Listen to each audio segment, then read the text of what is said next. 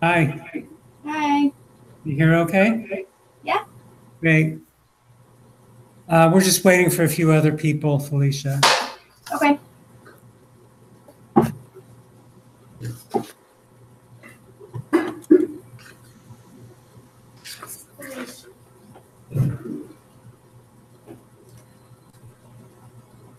Hi, Bella. Hi.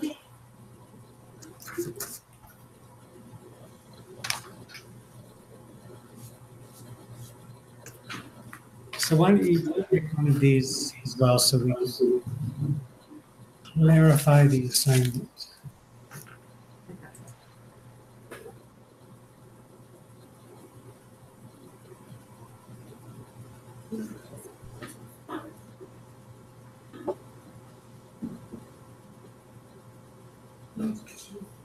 The last one. Me That's too. Lisa, I think. Dang. Oh my gosh, no way. Yeah. We all did? So you figured out which section. I Okay. just, It's, I thought we were all gonna. Hi, John. oh, gotcha. How are you? We're just waiting to see if we're going to have Gabby or Taylor. Jermaine's on his airplane from North Carolina.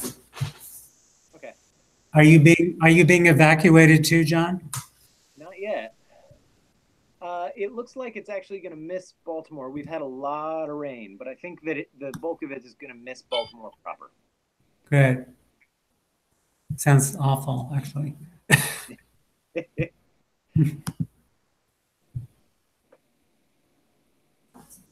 Did Lisa say how long she was going to be by any chance? No, but I can tell you that traffic is horrible. Okay, yeah, they warned us it would take us the Yeah. next half an hour. I don't know if Lisa got that. They warned students. Hopefully. Okay, well, we can start because the first thing I want to do is answer any questions about the performance analysis, and maybe give you a little more detail, since we were kind of rushing at the end of it the other day. So everybody understands that you're supposed to select one of these selections from this document. Okay, it's on Moodle. And then I believe it was Haley, you were the one who sent me the email about the ensemble. So I know it can be very difficult in trying to track the ensemble. So just do the best you can. What I told Haley is once the ensemble comes on in one costume, you don't need to mention them again in that scene until they actually, if they come on in another costume, that's what I'd like to know. And I know it's hard to know if it's 6 people or 8 people, but you can say 3 to 5 maids and 5 butlers. There were 7 of them. But I also think you can track the 5 leading characters or 6. There were 7 couples, but you're talking about leading characters. Yeah, leading characters. Yeah. Private secretary. Secretary. Private secretary, the swan, the boyfriend, Oh, the young the prince, the girl, The the girlfriend. queen, maybe She's called the girl. I'm not the In the girl. credits, it says girlfriend. Oh, really? Oh, I guess I was reading something else and they called her. the- And so the other thing is, if there's a scene, and say the young prince is dancing with the queen, and she goes off stage for 30 seconds and comes back on, that's fine. You don't have to mark that as a scene. Or you can if you want. Yeah, because if they come with a prop, like a new Yeah. prop or something. Right. As a Anything scene? that's different. So what are we marking as scenes? Well, he called the scenes Time marks. time marks. I'm sorry. We're using time marks. Time signatures. Okay. Yeah. Because what he calls scenes, I think there's 6 scenes in the whole ballet or 7. And some of these start or end in the middle of the scene. Right. So those are Scenes actually like the 5. scenes. There's 6 in ours, right? I actually went through the whole video, and every time it was a blackout and a text came on the screen, is that considered a scene? Did he say the title of? It just says a title. The There's opera theater. That's what Yeah. I'm using as the So I scene. think there's actually 9 scenes. Okay. The Royal Ball I have is the 8th scene, the one that we were gonna. Yeah, I have Okay. like 6 scenes within that scene. Okay. Basically, every time the music ends and a new Oh, so idea starts. So I think it's all one. Wow. scene. Okay. So we're- That's what I was doing too. Every time I felt like it was a new idea or a new like part of it, that was my question. I wasn't sure if it was a scene based off of when you saw the name of it or if it was like when it was a totally obviously different section. So what I was considering scenes were these 9 scenes that Matthew Bourne or whoever the director is, stipulated as the scenes. And then you're using time signatures on the side. So those are not scenes. And we're going to talk about this more later. The reason, there are 2 reasons why it's this defined. One of them is for the costume designer, so they know about changes and they can track everything. The other thing is for the choreographer or the stage manager who's calling rehearsal, they may just want the 2 people in a duet that's in that scene. So let me just grab something for a second. This may help. And the only reason I started to do that was because of his example. Was the timestamps. Oh yeah, I have the timestamps, but like where the grand entrance. Yeah, no, I those understand. It are could be running before it considered a happens, and then the scene. next thing is like once the press goes away. Yeah. I think we're all 3 doing the last one, right? And once the press goes away, and then it's just the court. That feels like a different.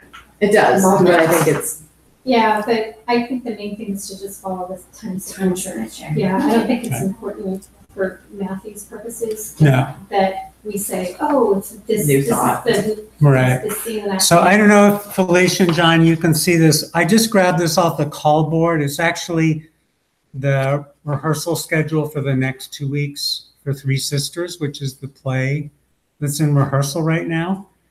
So the director and the stage manager went through the script and they broke it up into sections and they arbitrarily assigned them numbers. So there is no Act 1, Scene 4 in the play. There's only 4 acts. Chekhov only broke it up into 4 acts. But Frank and Katie went through and came up with these scenes, smaller scenes, and assigned them numbers. So it's like Roman numeral 1, scene 1, 2, 3, 4, and then it skips to Act 2. And they do that for the sake of having rehearsal chunks. So particularly so the cast is not sitting around waiting to go on stage. But another reason, which doesn't apply to our productions, but is very important in other arts organizations, is you don't want to call a performer for more than you need them, especially if they're in a union contract, because they're limited to the number of hours. that they can work. So you want to break it up as best as we can. Now, I have to say, I honestly don't know how they rehearse ballets. Relly will be able to tell us more when she comes and talks about San Francisco Ballet. They may call an entire scene, but I'm sure they don't call the entire ensemble when they're rehearsing a duet and the ensemble happens to be standing around the edges. They're not going to call the ensemble. So that's why it's all broken up in such detail. So is it okay if we subcategorize it? If you want, It yeah. just feels clear from a dancer Sure. perspective, like when the 7 flamenco waiters come in, that's Yeah. who would be called for that Right. rehearsal. Right. But that's not like a sub scene, Yeah, I mean, it is kind of a sub-scene. but it's not like Not officially. mentioned that way. Yeah. Swan Lake were a script, you'd probably, and we were reading it, wouldn't probably have that divvied out, but choreographically speaking, absolutely, makes sense.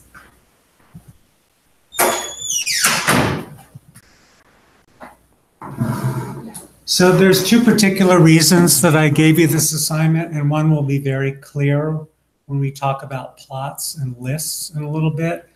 The other one is, I know this task is a little bit tedious, but I want you to know how tedious part of the stage management job is.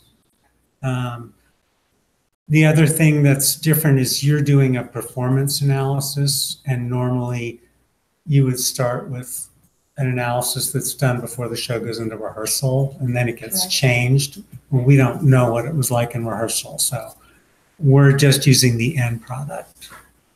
Hi, Taylor. Do you have any questions about the assignment, the performance analysis?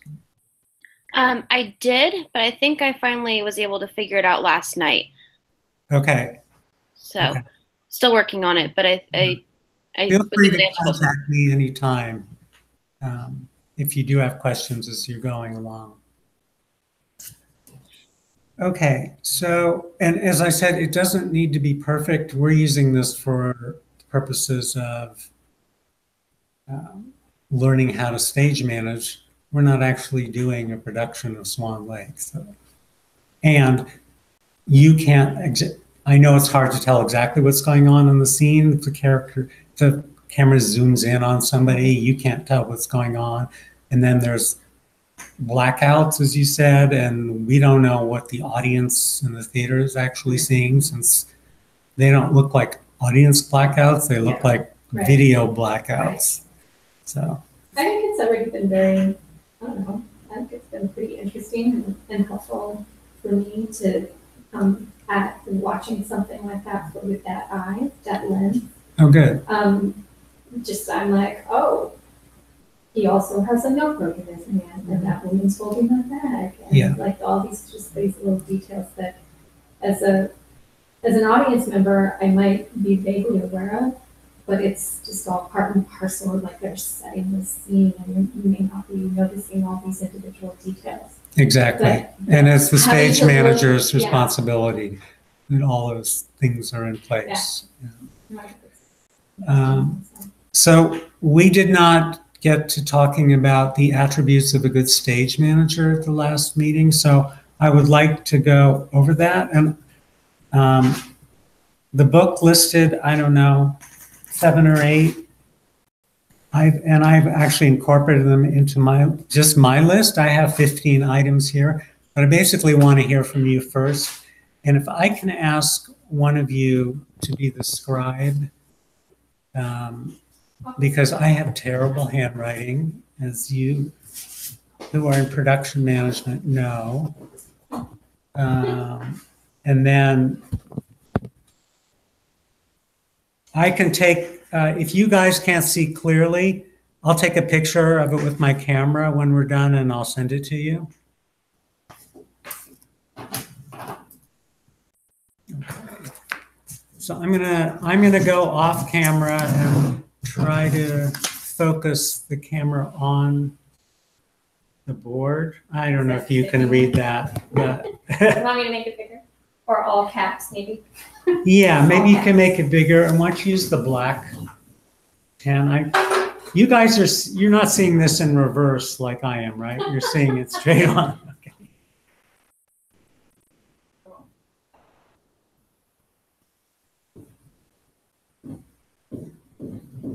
That's harder to see. Is it harder to use? Well, because it's not thick. Oh, It's, Yeah. it's dying. it's not. I just took it out of a brand new package too. All right, go back to the blue.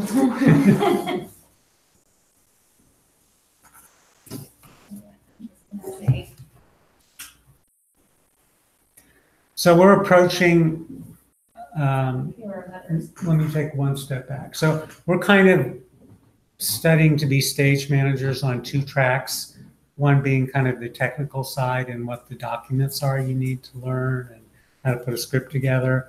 And the other part of it being what kind of personality you need and what you need to learn to manage and communicate and just be the person, the stage manager, which is actually way harder to learn and is really what differentiates good stage managers from less than good stage managers, as opposed to the paperwork, which is very straightforward. Sainthood? Yeah, exactly. I was reading this like. Isn't that what I read you a quote in the first class? I think he said something about being a saint. Oh, I'm just really kidding. That was just like a little joke, but it's really like that. You want to be more specific? You want to be more Yes. specific. Impeccable communication. I'm gonna just put communication, your words, in case we run out of ink.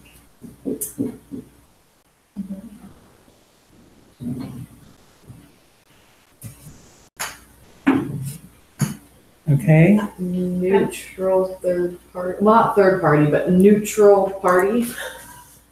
Yeah, that's the word they use here. And they didn't actually No use. favorites, no, you don't share Right. your. I think using That's good. neutral is probably just fine.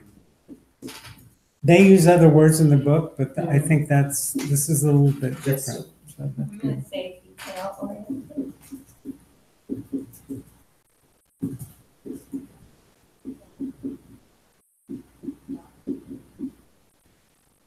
Three steps ahead. Or several steps ahead. Just getting the idea out there. If you get too far ahead and then check it off, then You that's might not good forget. either. You might So forget. 3 steps feels like a bit. Considerate.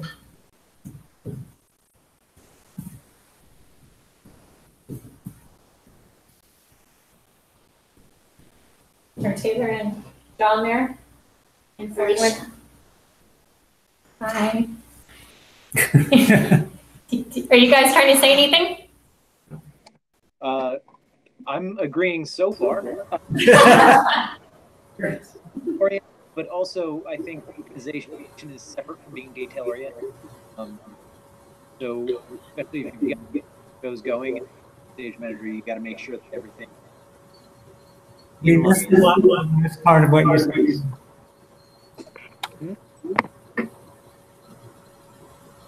Your mic keeps cutting in.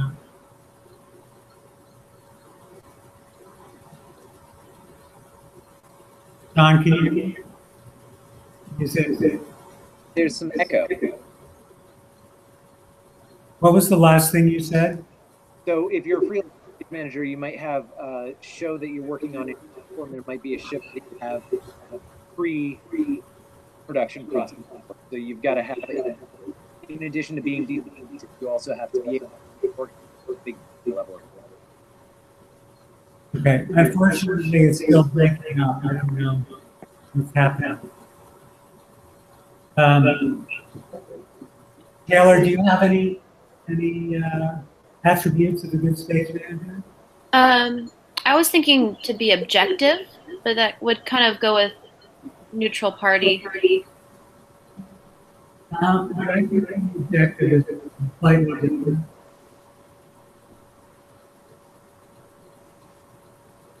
Because neutral partner implies how you act when somebody's coming at you.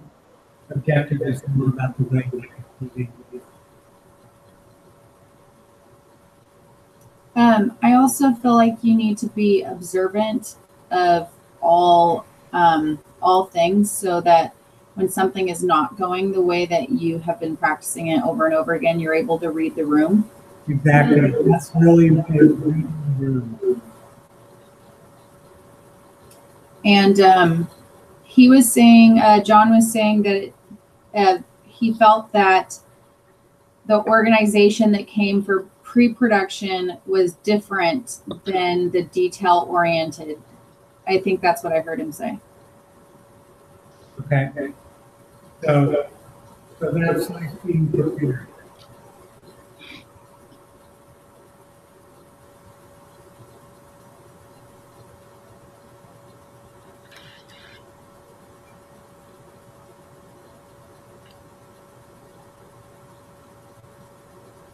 So I have one that seldom appears in, maybe I need to get closer to this, that doesn't appear in this book. And that is, you need to be human. Stage managers like to think of themselves as kind of like super people. And you not only have to be human in terms of expressing what you're feeling about something if it's appropriate, but it also means you have to ask for help. Most stage managers I know hate to ask for help, and it's not good. I mean, no matter what job you have, you should ask for help, but stage managers think they have to manage, so they think that they should know everything, and asking for help implies that they're less than destined. I think that within asking for help too, just from owning a business and having employees, is also you have to develop the skill of being able to teach them what you need them to do. Because a lot of the times asking for help almost feels like more daunting, because you're like, now I have to teach them this new skill. So you have to learn how to then create a way of training your people in order to do the job that you would normally do. Right. So training them in their job responsibilities is also teaching them the people skills that are needed. Mm-hmm.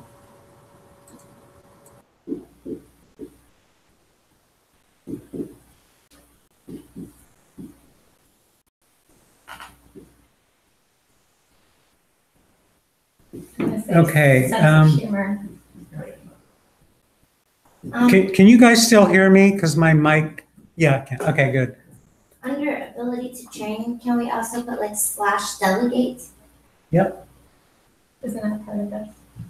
Human aspect? No, delegating, I think actually I would put it as a whole different thing. Okay. Ability to train implies somebody coming onto the job, but delegating is hugely important. Stage managers here often forget or don't feel comfortable asking their assistant stage managers to do something, or the stage crew. It's like, it's easier for me to do it myself, but no, you need to delegate. Is there a way to say that with the proper attitude, like delegate gracefully? Yeah, well, I think we're kind of assuming everything has to be done gracefully. I'm really trying to pair these two together, because I realized as I was reading this, I was like, oh, I'm a stage manager, but I also realized that it's like, I'm a codependent. This is exactly the role that a stage manager would take, you know, a codependent would take. And so like, I'm really trying is emotional in a person's process that would make these qualities, and like keep those on an interpersonal level where I let go of the ones that like no longer serve me. So that's my desire in like really shaping what these qualities are, to like highlight the positives and see what doesn't work. This is like the first perfect tool to do that, is in an inner space. Okay, I'm not completely understanding what you're saying, but Well, like, you started by using the word graceful, I believe. So acting with grace, or, I mean, you could put graceful up there. That's probably, Well, I mean specifically with the delegation thing, because that seems like a lot in our world, at least from my experience. Dancers have a hard time delegating things because we're such sensitive beings. mhm. And so, like, for me to come into this role as like stage manager, it would be helpful to know, like, to really tease out and understand, like, the opposite to that is like what I understand as pack leadership, but you have to be a pack leader, but still like, almost like undermine yourself. You're like, I know that I'm being this pack leader, but I'm gonna play it off like it's nothing. Yeah, I think let me ask you if this is kind of what you're saying. And I have noticed that dancers tend, at least in the university setting, the dancers tend to be more sensitive than actors. So I think kind of what you're saying is you have to do your job and you have to be forceful about things, but you also have to be aware of where the other person's coming from. And so you may need to make adjustments in yourself And how you deliver. and how you deliver it. Yeah. Yeah. So, so it's kind of like being very person to person about your management. I'm not sure exactly what, it's like treating each situation individually, almost. But ability to keep the big picture Oh, yeah, really absolutely. present. Yeah. Thank you.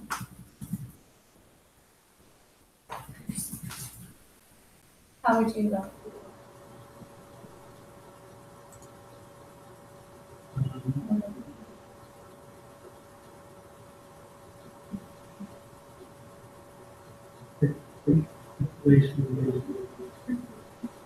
Yeah.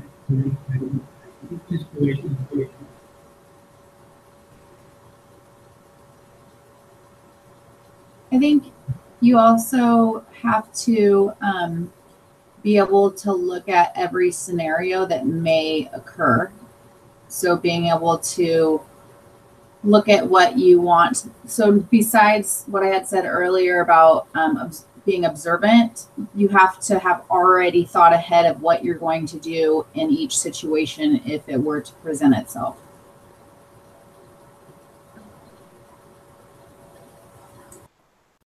Are you talking about, Lisa asked, is that about being prepared, or are you talking about being able to adjust in the moment? I think that it's a combination of the both. You have to be prepared and able to adjust what you've been practicing into this scenario that hasn't happened yet. Okay. Yeah, I think it's like a flexibility in your approach. Like, I think they give us, this is a really simplified example, but if somebody's an actor or a dancer is constantly late for rehearsal, you don't, as a stage manager, say, you're late, don't do that again. One approach would be like, you've come late to rehearsal 3 times. Do you know why that's happening? Is there a way we can make it easier for you to be here on time? Yeah, I noticed that in the book too. I have a student that I carpool with, so sometimes she'll read while I drive, since I have a lot of driving that I do, and we'll talk about what we're reading. And we were talking about how, as a stage manager, you have to be very passive aggressive, it sounds like, in the language. Yeah. I think one thing that's not discussed, and somebody was just teaching this, or there's a book about it, is as a stage manager, you have to learn how to take care of yourself. I mean, it's also, I think, generally people in the performing arts, they need to be able to learn how to take care of themselves in the situation, in their work situation, but what they can do when they get home to support that, you know, like they talk about eating well and getting exercise and, communing with nature or whatever. I mean, some of them are obvious health things and other things are more specific. And stage managers, yeah, you can feel like you're eating it a lot, and you do eat it. So taking care of yourself outside, how do you then deal with that as a stage manager or anybody in that situation?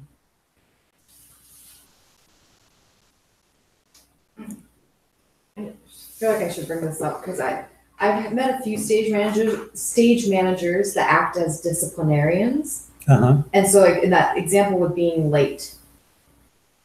In the dance world, if you're late, that's really, really not great. And you could get yelled at. And so that might be the choreographers. They might step in and yell at the performer, but the stage manager, it sounds like, would never ever do that and try and be very diplomatic about it. Is Right. that correct? Yeah. Okay. They're diplomatic. I mean, that's why you see all the time it says stage manager, I'm already calm.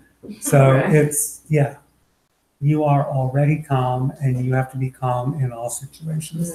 Calm, but forceful. Yeah, that feels like that needs to be in there. Maybe that could, I mean, so many of these things are just slight difference, but we Yeah. might as well write them down. So why don't you put calm Yeah. or already calm? That implies. Yeah. Already and always. I think if I had a better grasp of the English language, we could find more appropriate words, but as long as the point is clear. So some of these things that I have on my list are kind of obvious. You have to be hardworking. There's no way to do this job without being 100%.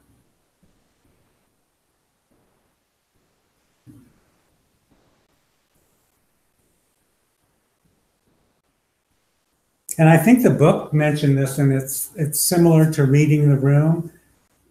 Keep your mouth shut and your eyes wide open.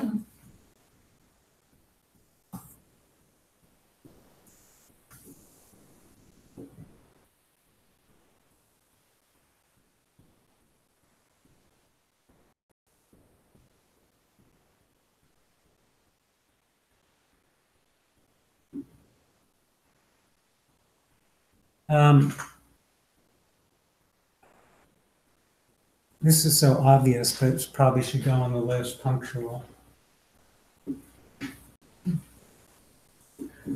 So one big thing that I've discovered just observing over the years and from my own career, I don't believe that you can be a successful stage manager unless you have a real interest in the art form that you're working in. So, anybody have an idea how we can put that into a better word for that? Passion. Natural Passionate. That's it. Passionate. That's good.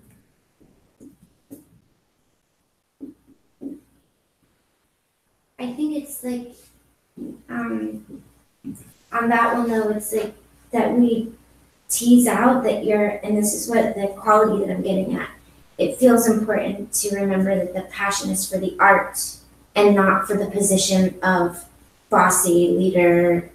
Yeah. Or like in the instance that I'm looking at is like, what do they call that? The martyr. Yeah. Like, Yeah, it's passionate for the art. Yeah.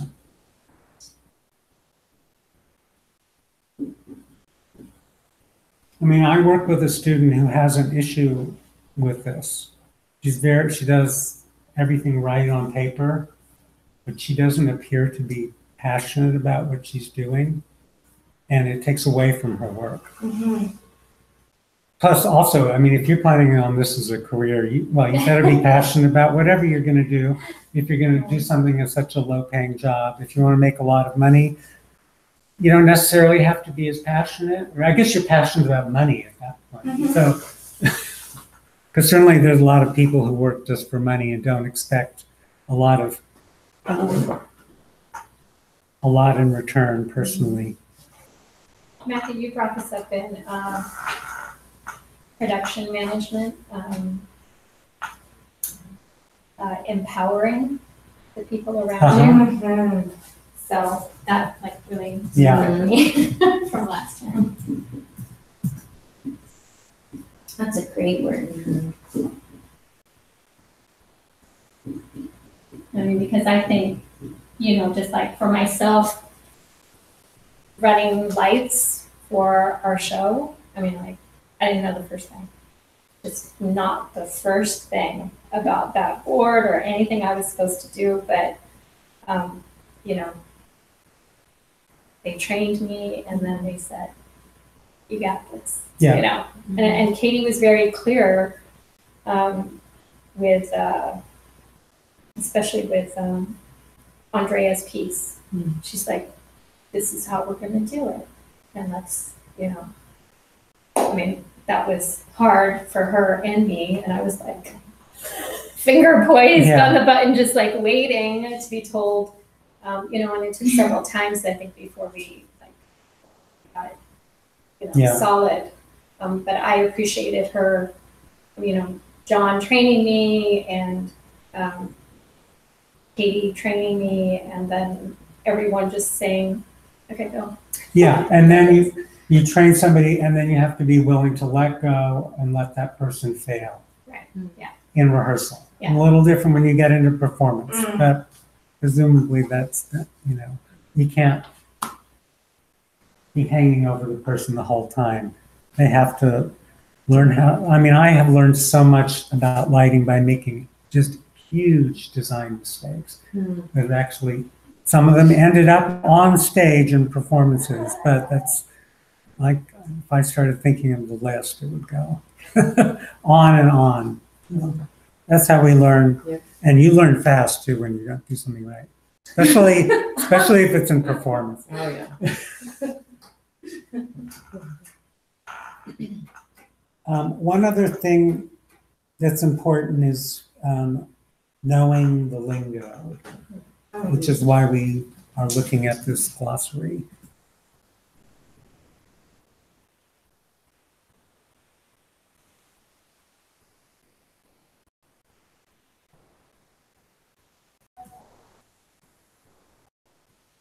And I don't know, I mean, this kind of goes with that, and I don't know if it's really separate from asking for help, but you have to be willing to ask questions. But it kind of comes from the same place of, you're not superhuman. So it may be the same as asking for help. Well, asking questions. Not making assumptions is like, feels more on that side that you're asking. That's a really good thing. Don't make assumptions. Yeah.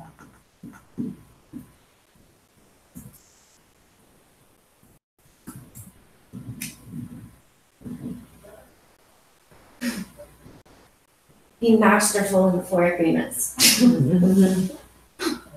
Yeah, I was just thinking the things that I've learned about myself while particularly being a production manager, and I have 2 things that are really obvious that I have to keep working on, and they don't actually go on the board, but I tend to do things really fast, and so my mind gets ahead of my body, and then I can start making some mistakes.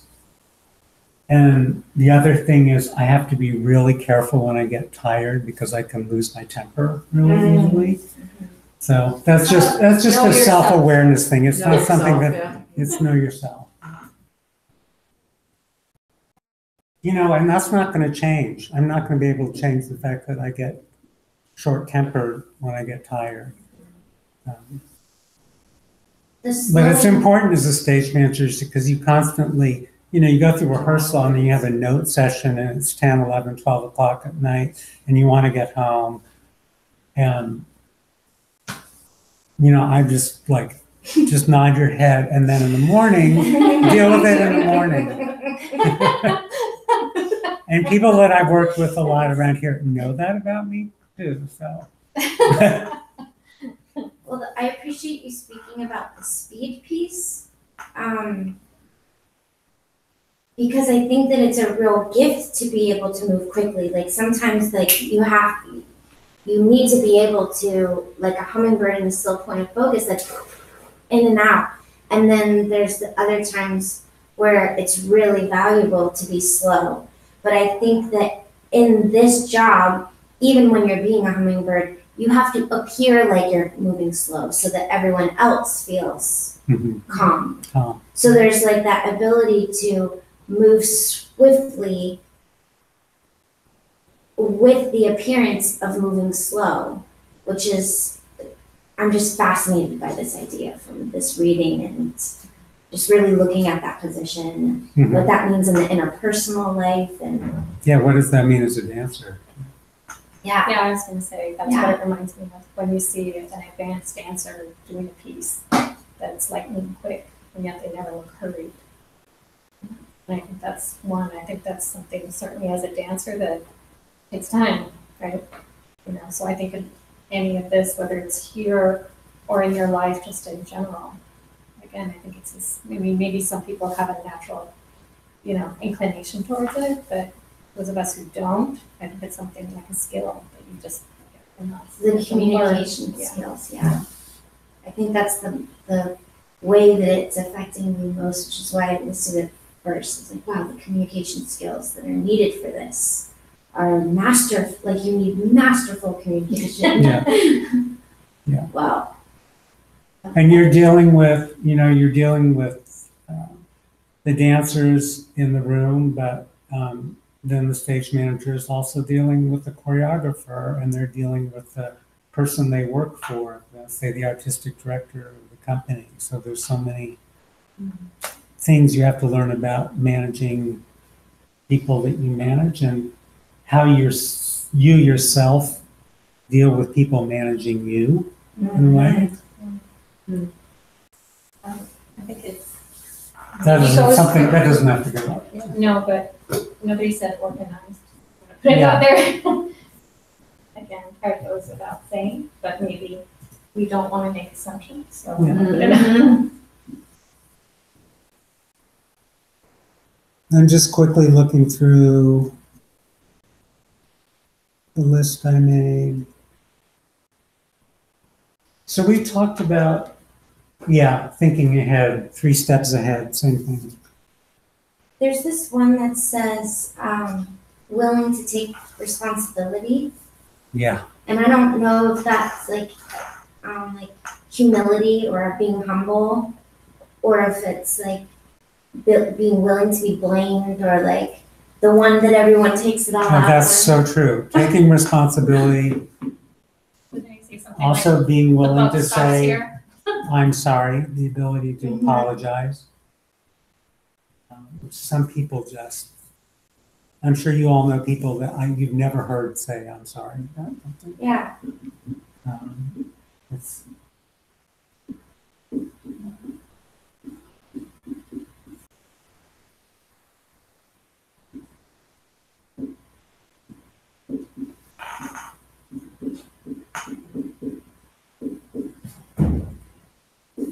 I don't know if this is something we put there specifically, but you need to learn to be efficient because you have so much to do. You have to be efficient in your time management. Like, okay, what am I going to, I have this list a mile long. What am I going to do first?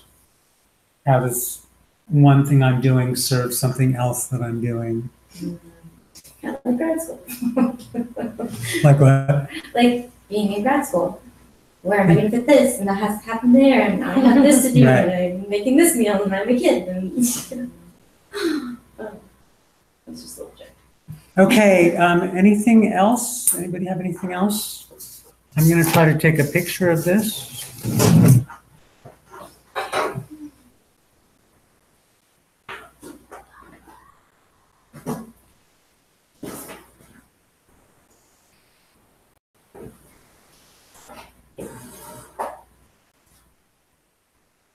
Thank you It would be more fun if it were a blackboard. No, let's stand next to you. Oh, yeah, that's true. I don't know. The sensation. Yeah. Is your tongue really good? I don't know. It's good. Yeah. Yes, I don't know.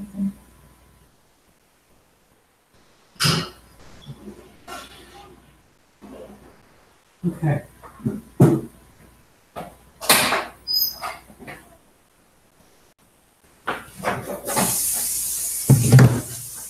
going to use the restroom as well.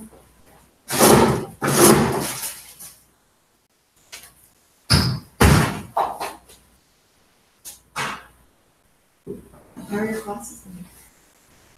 Oh, I mean, I'm subbing up this program. And I've been subbing as well as working full-time, so that's been well. Are you teaching something? You're teaching modern here? Well, I'm doing a teaching practicum. It's just that Jai is in China right now, so I'm subbing her classes while she's gone. I didn't know Jean was. I thought she was back. When did she come home? She comes home next Tuesday. She'll be back teaching Wisconsin. Well, a week from yesterday.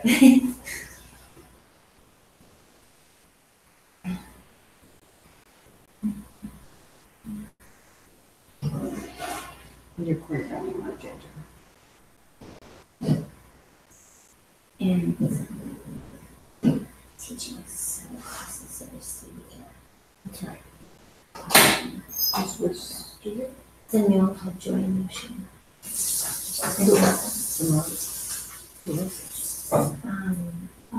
the name is. They were working out of the yoga and Pilates space for the last 3 years.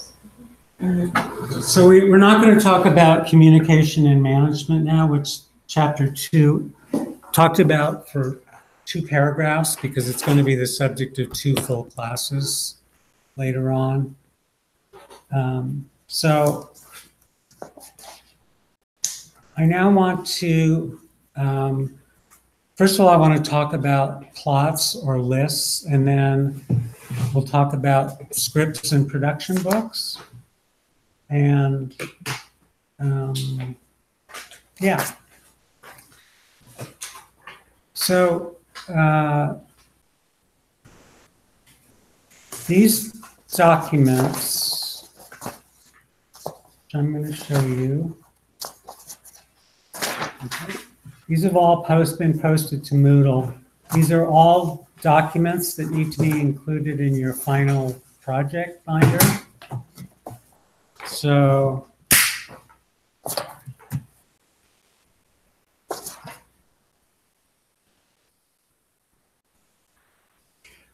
I just want to say one thing before I look at these, because otherwise I'll forget about it.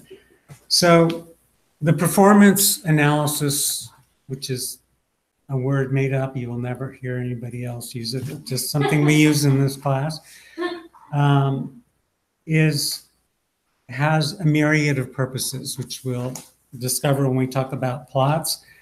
But it's also, because you've done it the way you've done it as a spreadsheet and the way the Excel spreadsheet works, and you can reformat it any way you want.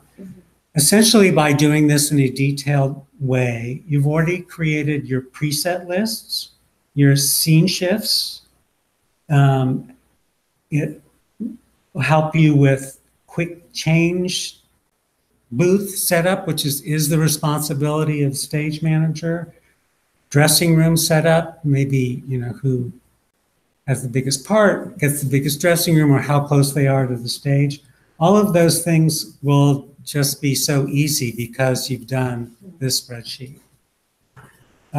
So the first thing I wanted to look at was a costume plot, which you've also essentially done. If you took your production analysis and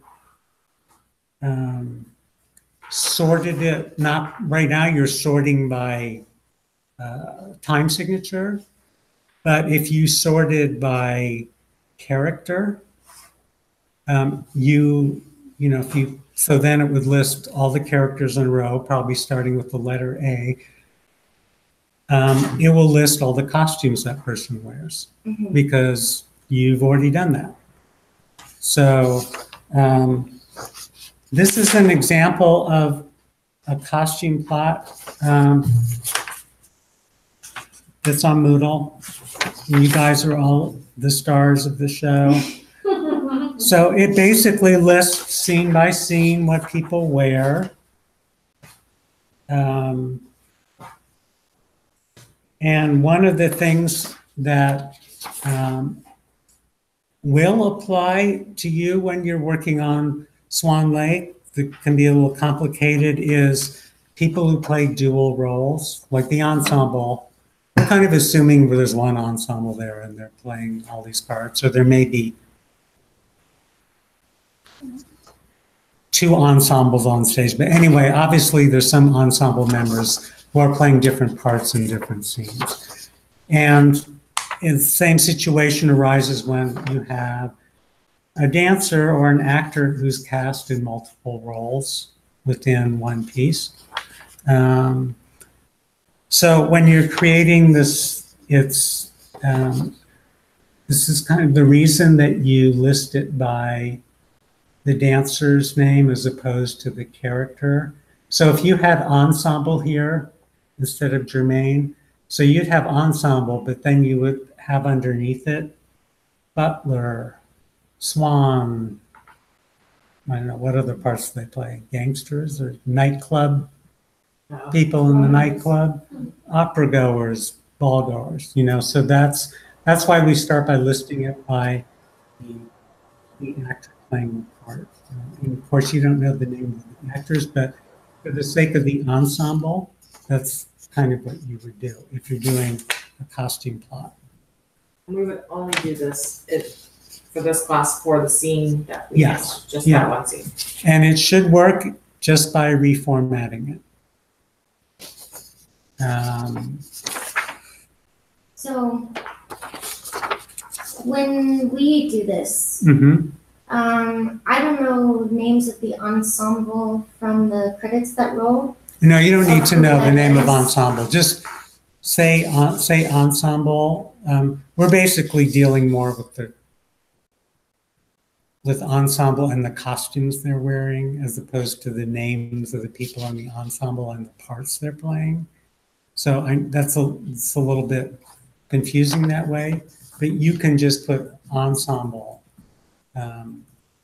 It should work that when you resort it and it sorts it by character. So when it gets to E, it will list ensemble, right? And then it should list the characters they're playing by costume, I guess. Like it would be ensemble, and then it would say what their costume is as a swan.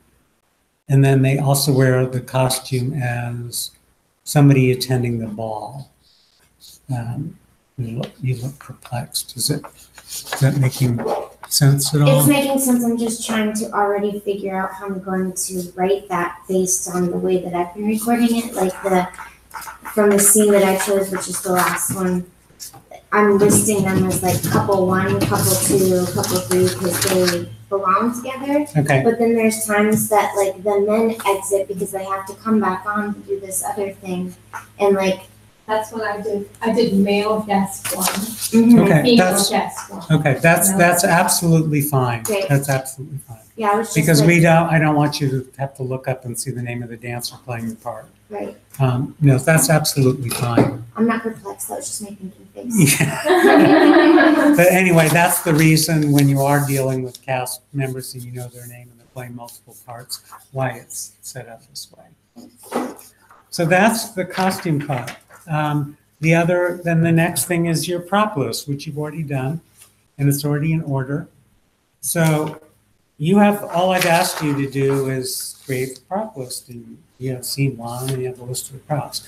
So the prop master would it probably expand that spreadsheet and write in the details of what is this tray supposed to look at? And then sometimes you find, I actually got rid of some of the columns here. It not only had a description, this had 3 columns at the end for sourcing it. Like, am I renting it? Am I borrowing it? Do we have it? Are we making it? So, you can hand this to the prop master and then they can immediately turn into a document that they can use. But you have already done this scene by scene. Oh, sorry. Character scene breakdown, you've also done that, and now I'm talking about the big kind. I don't think if we're talking about.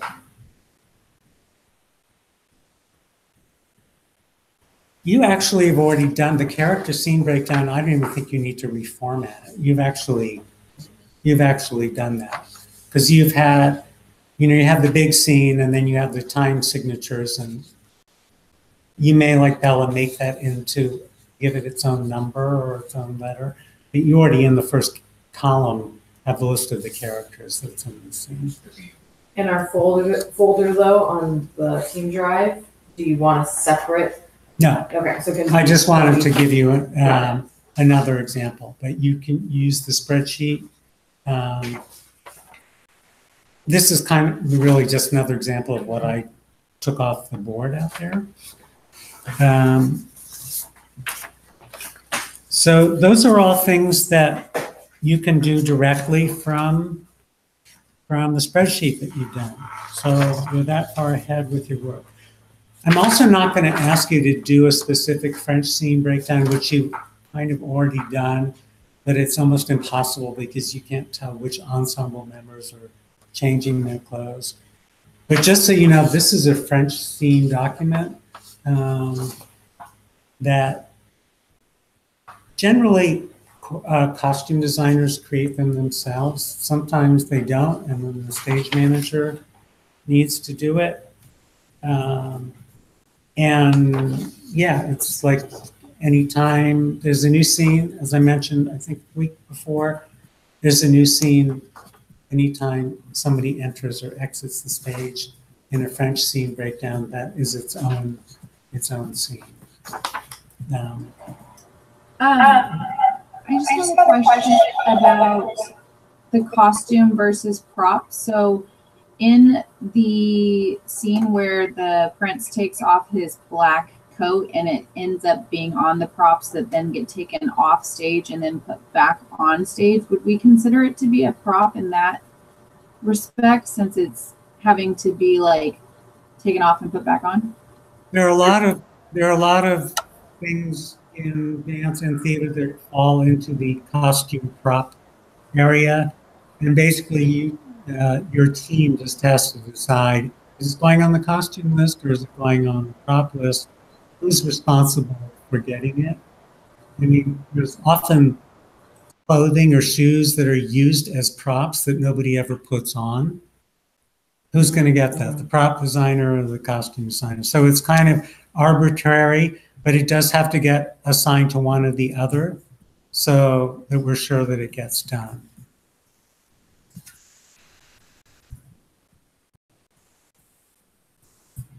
Okay, so the book also talks about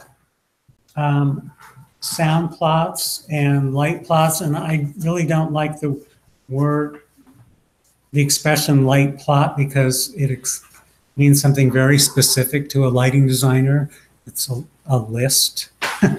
So you're basically making a list of cues. Let me get to that place. So in dance, when you're creating, here's the list of cues that I posted on Moodle.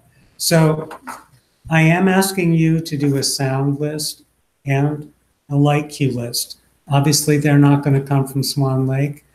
I was thinking you may just want to use a piece that you've choreographed, and you're basically using your imagination for this. So you're going to assign the cues.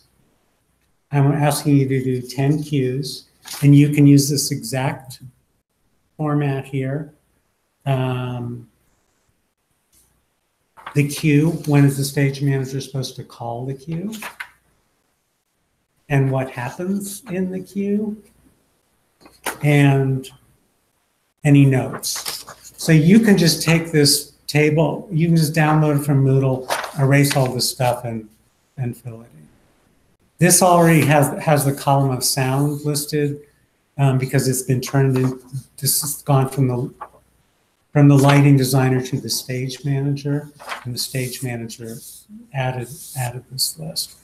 But you don't need to include that category sound cue when you're doing this light cue list. Sorry, could you repeat that last thing you just said one more? So you can just delete this whole column, this sound cue column when you're doing your list of lighting cues, and then fill in the rest. The number of the cue, when the cue is called, how long it takes the cue to happen, what happens in the cue, and any special notes regarding that. So, but why are we deleting the sound loop? Because that's actually something that's added. In dance, often the lighting designer creates a list of their light cues, and then it's given to the stage manager, and it becomes, I might as well show this to you right now. Here's Katie's production book for last spring's concert. So I, as the lighting designer, gave her this list, and she added this column of sound cues, so she knows when to call the sound cues in relation to the light cues. So basically, at least in the way we operate here, the lighting designer lists their light cues. It becomes the script for the stage manager. I see. So the lighting person doesn't care when it's happening in time. Well, they do in terms of their design, but not, yeah, because so this is only because the the stage cue, managers. right? Okay. Because the cue may say, take with the music. In that case, the lighting designer does need to know. Right. So their cues can be taken from movement or music or sound effect or I don't know what else. The movement of the piece of scenery. Silence. Or something. Yeah. But that silence And happens so while we're after looking at something. this, one of the things I just want to point out is the stage manager for a dance concert is updating this right up till the first performance. So they're always going to have pencil marks in them. You can see, you know, you did the best you can, but you changed the placement of lighting cues. You know, it's like you've talked all the way through tech, like I want this light cue to happen here. But then when you actually want it, it seems like, well, it should be a split second later, so it needs to be taken off of this movement. So generally here the stage manager writes that in on pencil because they don't have time to run these cues and also updating something on a laptop next to them.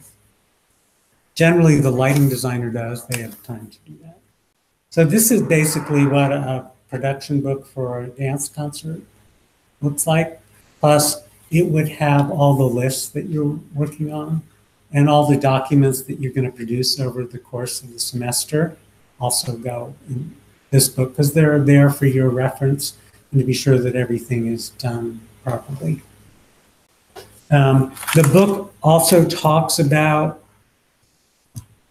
a production book for theater, and I asked one of the stage managers to bring their production book, but they'd already sent it home. So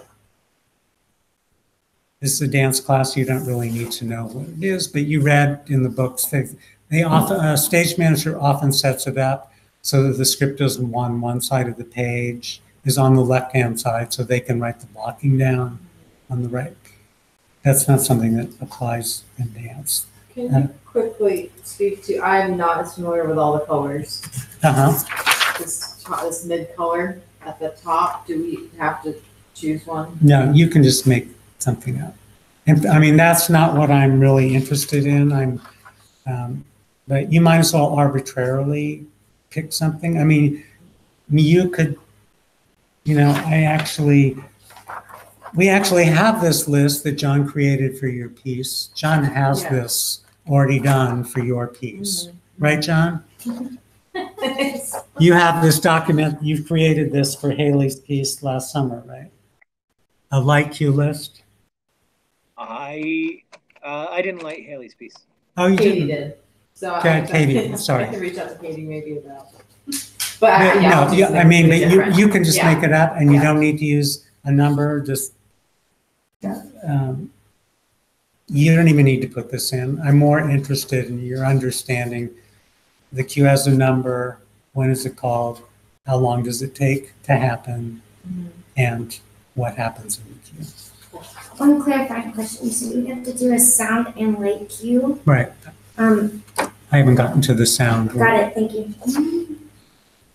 So, everybody clear on the light queue list? I'm also want to remind everybody that this stuff is not due till the end of the semester. So it may seem a little daunting now, but I don't think you will find it's that bad. I did print out. So there is a sound cue list that's posted to Moodle as a sample, which you can also just copy and, sorry, it's here somewhere. Yeah, thank you. I kind of widen the margins. So I don't know a lot about sound. John knows a whole lot about sound.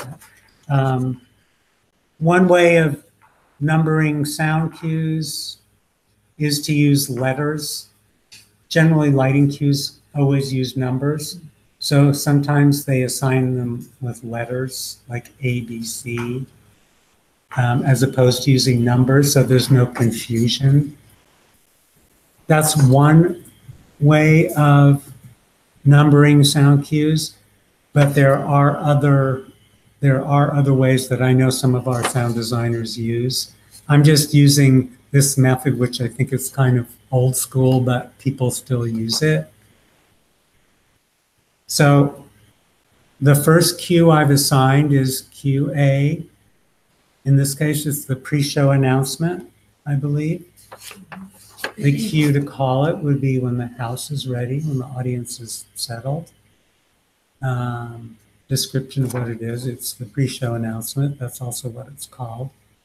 And then what I put in here,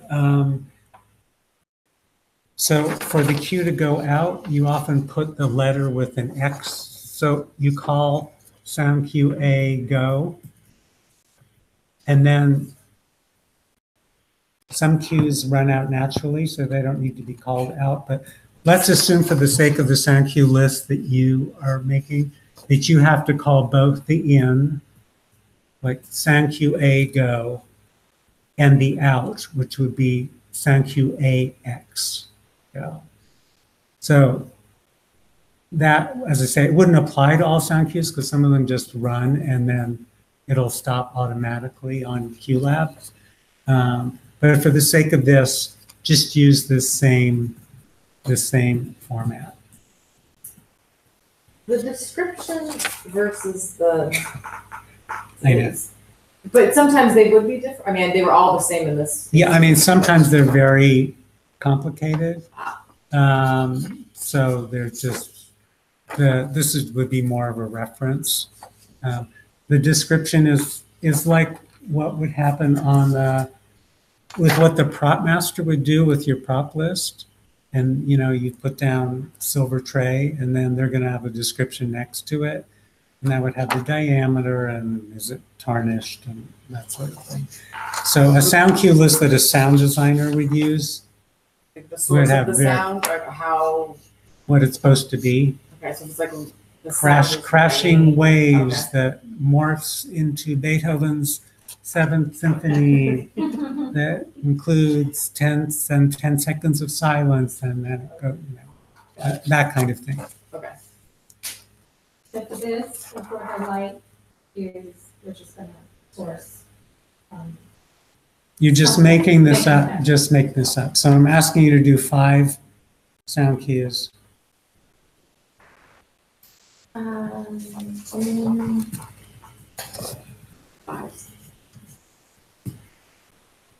This is just an example.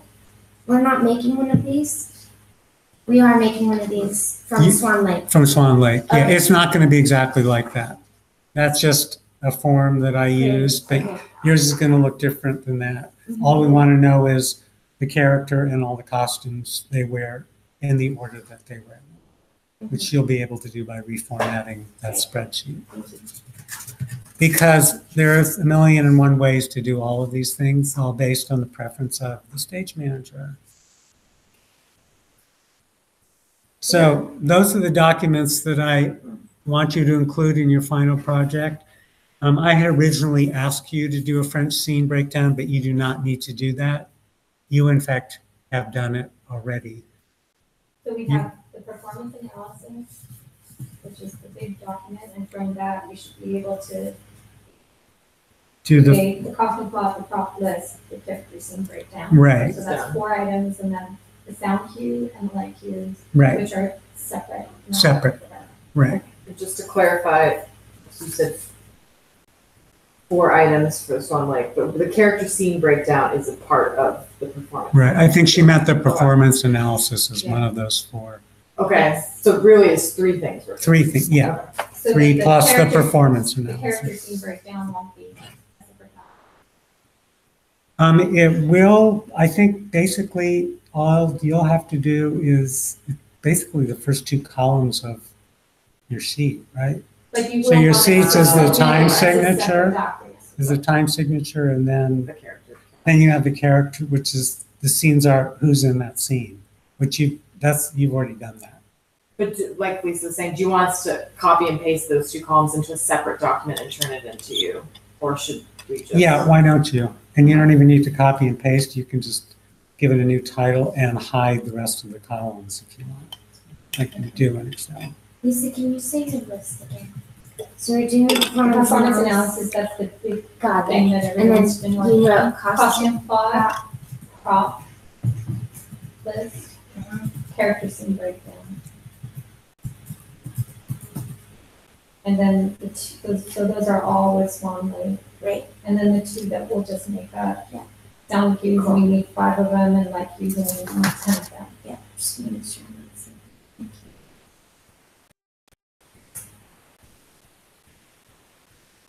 So is everybody clear about those things? You guys clear? You in that ethers? So it's Go ahead, Ted. 10 light cues that we just make up and 5 sound. Right. Thank you. Alicia, And you have a I question? think just looking off of the papers, I guess I'm just sort of still confused for the scene character breakdown. Like, is it? This is what I put on Moodle is a different format than what you're going to be doing. Your scene character breakdown is essentially going to be the first 2 columns First 2. Okay. Okay. of the performance. So it lists the scenes, which in your case are the time signatures, or if you assign them a number, that becomes the scene. And then the characters in that scene. Is that clear? I think so. Was that clear, Felicia? Yes. Sorry, I keep muting it because I can hear you clearer when it's on mute. When it's not, it breaks out a lot. Okay. Okay. I also wanted to talk about a couple of things that are mentioned in chapter 3 of this book.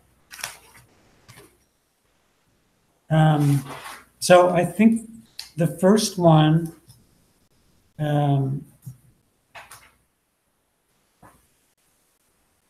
actually, I think first there's a list on page 22 of how a stage manager would mark their book in terms of what's a light cue and what's a sound cue. You're not going to be doing that, but that's just something to note.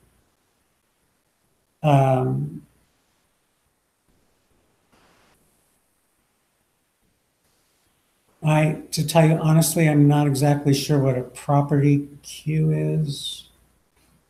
Anybody know what a property cue is that a stage manager would call? Oh, it may be telling the ASM or somebody backstage to get a tray ready or something like that. It must be something like that. So then we looked at the plots, but this chapter they also mention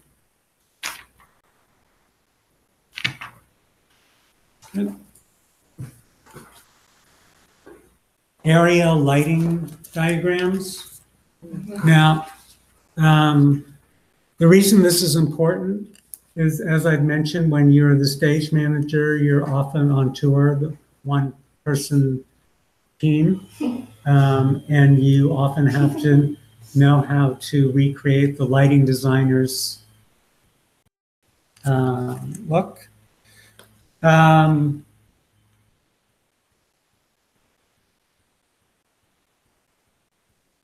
So this diagram is actually done for a play, but all lighting designers break up the stage into certain sections. For instance, in Lefevre, we have it with our house plot set up that there are 15 acting areas. There are 5 across and 3 deep, and they're numbered 1 through 15, which makes it very easy. This is something we study in lighting design class, not here. But then a lot of times, a lighting designer may call them A, B, C, D. In dance, there tend to be less than this. When the lighting designers here use the dance plot with 15 acting areas, but a lot of times that's just the way our system's set up. It may be for a dance plot, it would be just downstage front light, mid-stage front light, upstage front light. But the lighting designer needs to provide you with some sort of diagram so you know where to focus the lights.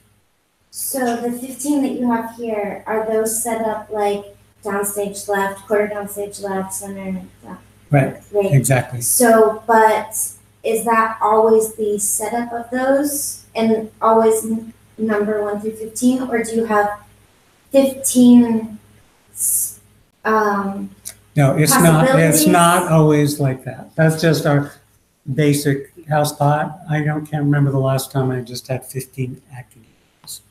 We did that in the Heights. I think there were 27 acting areas. Okay. So in this production that we're doing with the stage flip, there are actually 17 acting areas. It basically just breaks up the stage for all sorts of reasons to a lighting designer, which I'm not going to go into. Right. But you basically need a light chart so you can focus the lights. And maybe in dance, it's going to have the special, but it's going to say, as you say, it's going to be downstage left, or it's going to be downstage left quarter line. However it is, it's still going to be broken up in a certain way. And you would need to know, if you're the stage manager who's focusing the lights and the lighting designer is not there, you need to know what they mean by that. So before you go on tour, they hand you this chart, or you make up this chart so you know what to do when you get there. Or sometimes you send it ahead to people so they know where to focus the lights. And could you clarify for me on this list, this top column right here, it says personal and preset. What does the word personal mean? This is on the prop list on page 28. Yeah, I was just curious about that part. Okay. This, a personal prop is a prop that somebody carries with them. on and off. Got it. Okay, thank you. Preset is something that's generally preset by somebody who's not an actor, by somebody on the crew, either before the show or between scenes or something like that. Thanks. And you're actually going to be doing, we're going to get to those preset lists, and you guys are actually going to take Swan Lake and do as best as you can a preset list and also a scene shift list, which I'm not going to go into now. Got it. But you'll basically take the props that you've seen there Right. and figure out, okay, did this get set on stage during that blackout, or is somebody bringing it on, or does somebody in the stage crew need to set it up? Thanks. And the other thing that is talked about in this chapter is cue lights. Now, cue lights are not used in every production. They are used, they're only used, as far as I know, they're only used in the theater when an actor is coming on stage and their cue to come on is some visual cue, but they can't see it because they're hidden behind a piece of scenery. So they need a cue from the stage manager. That's what, and then you have this cue light system, which could have little red lights or go from green to red so that the person who's coming on stage knows as a warning. They get like a warning with one color and a go with another color. So in dance, you would generally use the same thing. If somebody's blind or there's something going on stage that they can't tell, then the stage manager does give that person a cue. And that needs to go into your production book. And the lighting. It's generally run by the stage manager, which is complicated because you've got this thing going on. We have a new cue light system here with, I don't know, 8, 10 cue lights. And so the stage manager is calling the show, but they're also running the cue lights. I guess, I don't know at the Met who runs the cue lights. So would another example is cue lights be some places do the lights on, lights off for the warning that from intermission to come back for Act 2 or whatever those, like see the house lights? That's general. Oh, if there's like a cue. Warning. Are you talking about the stage manager calling places and calling 5 minutes? I'm talking about for the house. So oftentimes I've seen the lights, the cue for the audience that the show is about to start again. Would that also be considered cue lights that the stage manager is running? It depends. If the dancers are on stage can see the stage go black, they would generally use that as their cue. The cue lights are used if any performer in any piece has a question about when their entrance is, that's when you would use a cue light. So that's only for the performer's sake, not for the audience's sake. Correct. Yeah. And I think too that would be, well, the stage manager will have to, it is in conversation with the house manager. Yeah, well, we'll talk about that. What's happening out there before they call everyone back. And also the stage Right. manager. And If there's they're anything going on stage or something like we can't Right. find an actor or an actress or a dancer. And So- they're gonna say, hold the house. So- right. So the stage manager is talking on walkie-talkie to the house manager, but they're also talking to the assistant stage managers or whoever else is on headset backstage. And then they're also talking to the dressing rooms, talking to the performers so they can give their individual cues. Got But it. just because I'm not really understanding what you're saying about the audience, but just so you know, generally as a designer, what I use as a house lights, if we're ready to go and I want the audience to settle, there's a cue that takes the house to half. So it gets very dim, and generally the audience understands that's supposed to shut up and sit The down. stage manager is the one who's running that. They call it. They call it. It's a cue that's written, it's programmed into the light board, Got and it? the light board operator operates it by, all they do is push a go button. So I don't need for- the for details. I'm just for wondering instance- if it's considered a cue light or not. no, Got it. no, Thank it's you. not a cue light. Thank no. you. I get how the details of it go. I'm just like trying to categorize what are cue lights. Right, So those are only for the performers for on-stage participation. If Exactly. they can't see what's happening because they have an obstructed view. Right. Except in opera where they're almost always get a cue light for entrances. Well, in the book, they talked about how rarely will they give cue lights to actors. To actors, they're right. responsible for coming on when they're supposed to. Exactly. And But- I think it's true. I mean, I don't know when you guys have danced. Have you ever had a cue light? No. But you have had a cue letter telling you when to come on. In opera, it's used a lot. I don't know if it's because it's come from a tradition where there's so much scenery that you can't see what's going on. That was in my instance, it was that I couldn't see. Yeah. Yeah. It But was in also- silence and I couldn't see one. Even in operas where there's not a lot of scenery, stage managing opera, which we'll talk about later, is a whole different thing. Everybody's different than in all, theater, dance, opera, it's all different. But opera's kind of built up some sort of strange traditions over the years, which have become kind of part of the lexicon. So that's it for today. I just wanted to check in. So next week we will start meeting both on Mondays and Wednesdays. The next chapter is about schedules. I will be posting to Moodle, I think 4 or 5 different formats of schedules. You are not required to do all of them for your final project. I will let you know which ones that'll have you do. But read the chapter and it will talk about the different forms of schedules.